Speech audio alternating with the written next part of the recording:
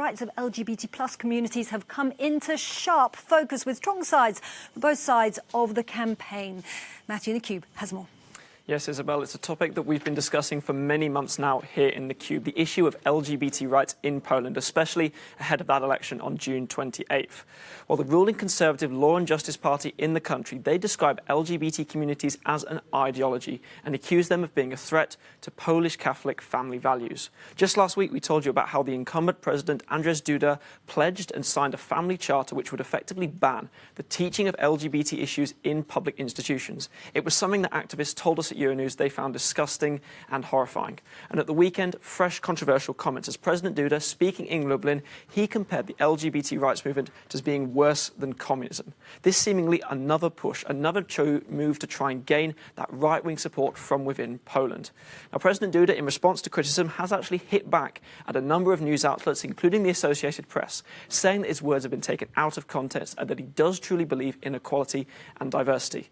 But activists say that these words are empty, and indeed, an opposition candidate, Rafał Trzaskowski, has also been gaining, someone who has been more outspoken for LGBT rights. This issue is sure to be central to the upcoming election. Indeed, amongst all this, the ILGA Europe, that's a Brussels-based NGO, they say that LGBT rights in Poland are amongst the worst across the whole of Europe.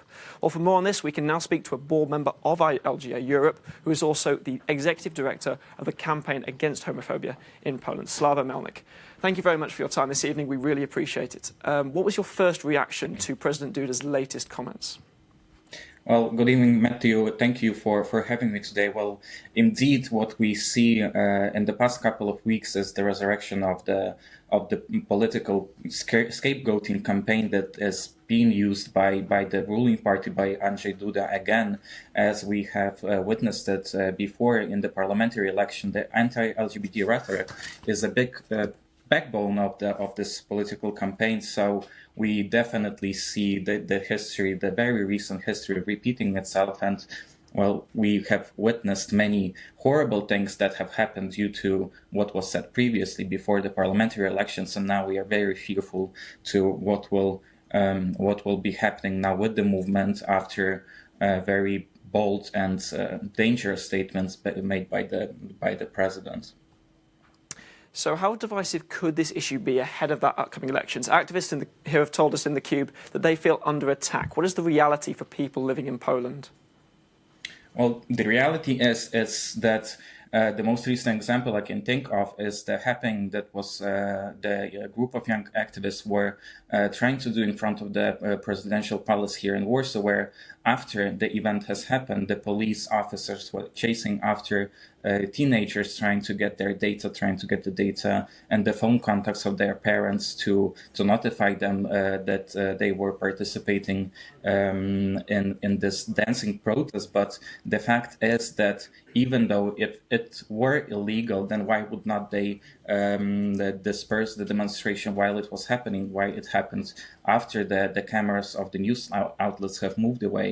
Why they did it, after everyone was on the way home? And knowing what was happening after the parliamentary campaign, it was many things like prevented bomb attack on one of the pride marches in Lublin. It was a man wielding a knife in the pride parade in Wrocław, and the stones that were thrown on the families and youth participating in Białystok. We only can see a glimpse of how dangerous the things could be, and I'm really hopeful that even though the issue is very divisive in the Polish politics, it will mobilize a lot of people to go and vote in the elections by the end of June, and to end with this horrible and homophobic dictatorship of very dangerous anti-LGBT rhetoric.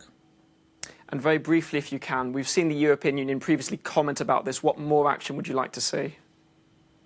Well, definitely things like Vice President Vera Jourova comment today would be very helpful to the community here, and we would really appreciate more and more intensified attention to what is happening in Poland, to what is happening in the community. I'm very hopeful that the plan with implementation of the LGBT strategy of the European Union that Commissioner Dalli works on, and together with civil society, ILGA Europe, the campaign against homophobia here in Poland, we can ensure that the values of democracy and the human rights are still relevant in Poland, despite of very bad internal political situation.